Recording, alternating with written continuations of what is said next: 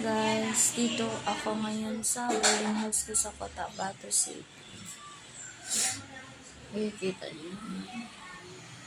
Bali, umalis kami sa Zamboanga kagabi ng 5 plus, quarter to 6 na. Tapos dumating kami kanina madaling araw ng 4:20 AM ganyan. Tapos, babalik na naman ako ngayon papuntang Zamboanga. Kasi, di naman ako dito assign. Dispatch ako sa Batangas. Kaya ito, kinuha ko yung gamit ko dito sa Cotabato City. Makikita nyo yan. Isang yan, sa kubag, puro mga unan yan yung sa loob.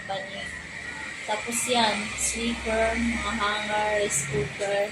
Tapos yun, uniform. Tapos etong bigasin sa loob mga noodles. Tapos yan, combat ko. Meron pa isang sako bag doon sa Zamboanga. Bali niyan yung dadalhin ko doon sa Batangas.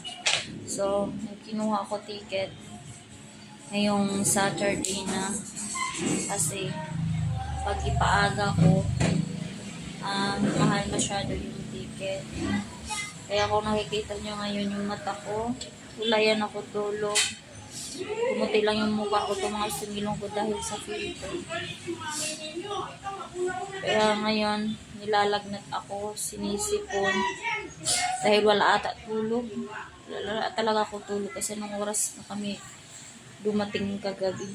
Tapos may nasikaso pa ako doon sa office. Kinuha ko yung mga papers ko doon.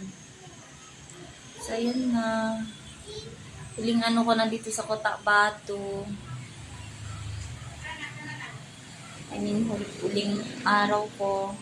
Mamaya bibiyahin na ako. Mamaya, mga 1:30 papunta na daw dito yung bus. Dadaanan lang daw ako dyan sa highway. Tapos, papunta yung Pagadian. Tapos Pagadian, saan yan? Emelda. Tapos ng Emelda, Vitali, Ipil, Zamboanga na. Yun lang naman, update ko kayo pag dumating na ako dun sa Zamboanga. Wala pa tulong. Bye!